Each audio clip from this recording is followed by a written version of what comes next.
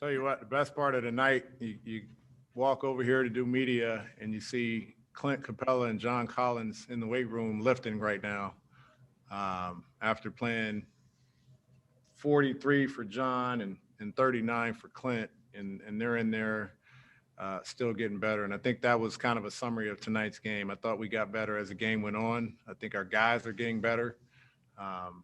Monster game for Clint Capela. I don't know if there's any way of not highlighting a player after a performance like that. And it's just good to see. That was what we call a we win.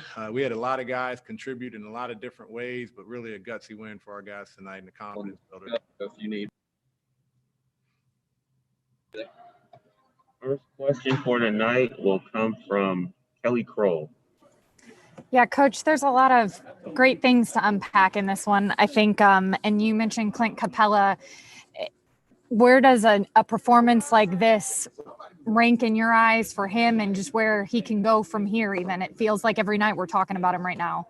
Yeah, I think, the goal for him when we traded for him was to have an anchor of our defense, a guy that can secure defensive rebounds and allow us to get out and run. Another pick and roll player for Trae. His ability to finish at the basket behind the defense. And he's doing all of that plus some. Him having 5 blocks. I thought he could have had 10 tonight, honestly. I think he was hugged up on his guy down the floor, and I think he could have been in position to get some more. It's an area we can continue to grow him. But he's all over the place, offensive rebounding, 10 offensive rebounds at the half. I don't know if I've ever seen that in a game. I definitely haven't coached that in a game. And I thought he's just been tremendous. Every game he seems to be getting better. His confidence is building. He's getting to the free throw line at a high rate. Now he's starting to knock them down as well. But you can see his confidence skyrocketing, and it's good for us. It's good for the guys. It's a big confidence builder. It'll allow us to pressure and do some things creatively up the floor defensively, knowing that we have a guy like that down the floor protecting the rim. And it felt like, he obviously kept you guys in this one, but then in the second half, Trae, 6 points in the first and he finishes with 38. What was the biggest difference for him? Well, that's his role. He's got a dual responsibility of getting everyone involved, picking apart the defense. And then he's our closer. We've talked about it. There's no secret about it. He's the guy that we have to put the ball in his hands down the stretch. He's the guy we have to put the ball in his hands when we're in the bonus. He's got an ability to get to the free throw line. He's got a unique ability to get by his defender, and he's got unbelievable vision to where he can make any pass. And, great drop off to Clint to send it in overtime, which was key. But we don't come back in this game if Trae Young doesn't turn into Trae Young down the stretch. And one more guy, if you don't mind pointing him out, you mentioned Capela throwing it down there to tie things up without JC's block. I mean, he was also, I feel like, a star that may get overlooked in a night like this. But what can you say about the combination of he and Clint tonight? It was a hell of a block, and what went unseen was the charge that Trae took beneath the play as well. It didn't get called, but Trae did a great job of stepping in and taking that charge, and John did a great job of staying with the play and getting the block. But we couldn't buy a basket. There was a stretch. I think we're down 15 in the fourth, and about 8:32 when that timeout was called. We couldn't buy a basket. We were getting some clean looks, some clean shots.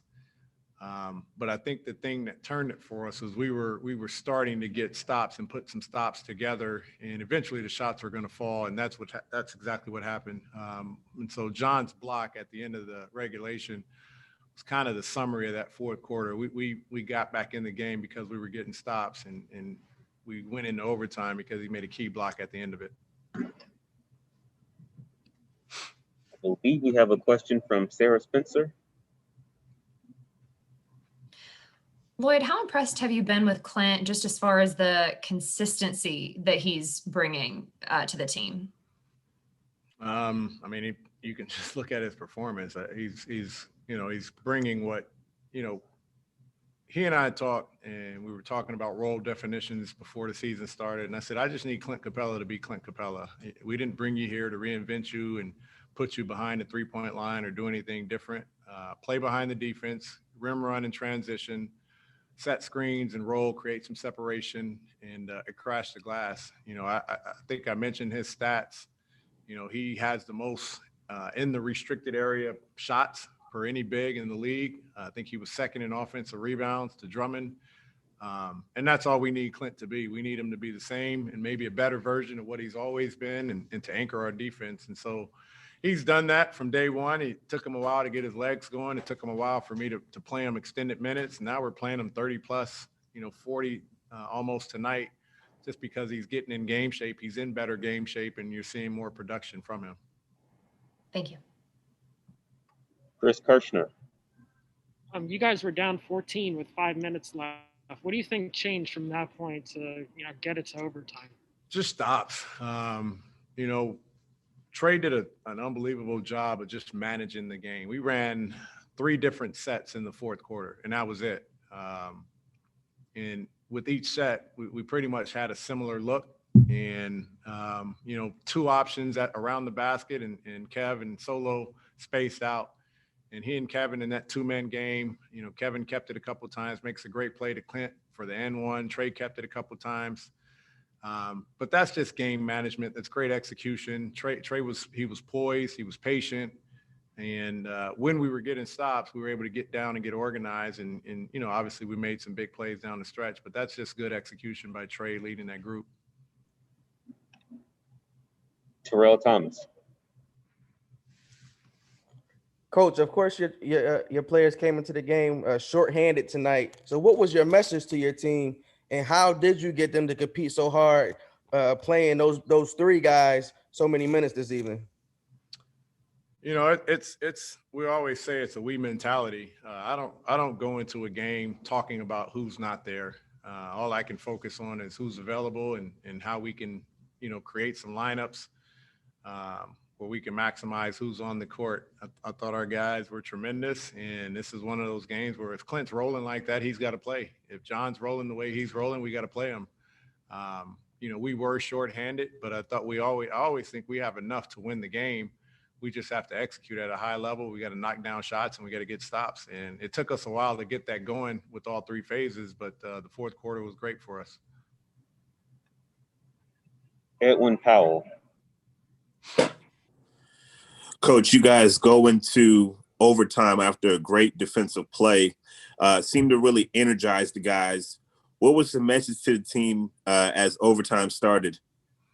Just win the game. We've been in situations, especially the group that I've coached for 3 years, where we've, mishandled some games and you're deflated when a team comes back on you. This was different. We were down big, and we were able to manage, somehow get back into it. And, for us, it's confidence. It's a builder. Clint with the big dunk, John with the big block. And so now you feel like you've got the momentum. You're sky high with your confidence. And I think our guys were that way going into the overtime. But I just went into the huddle. I said, we got to win the game now. Let's just go out there and win the game. And, they get off to a good start at the beginning of overtime, and we settle in and really just get what we want down the stretch. Got 2 more. First from Raphael Haynes. Hey, Coach Raphael from the 3-point conversion. Coach, in the middle of the fourth quarter, you all were down, I think, as much as 14 or 15. How did the team keep their composure? Like, they didn't panic at all. It seemed it was no panic, and they just played their game. Was there something that you said or any of the players said in the huddle? No, we talked about the shots are going to fall. I thought the assistant coaches did a good job of just saying, the shots are going to keep falling. They're going to start falling. Keep shoot it with confidence.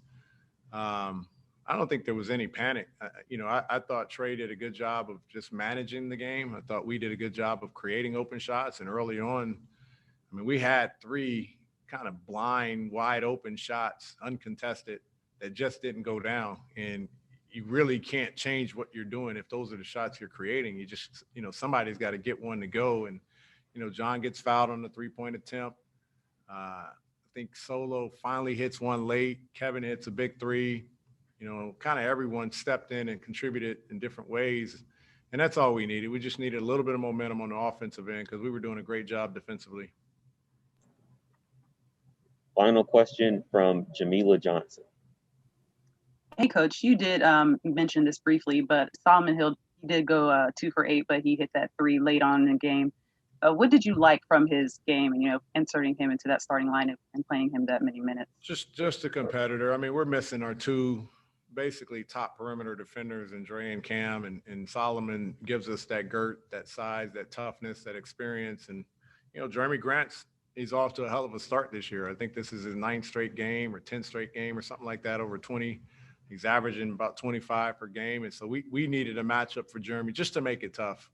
And, having him on the floor provided that competitiveness. You're going to have him in the right spots on the other end as well. And that's what we needed, missing all of the guys that we have out right now.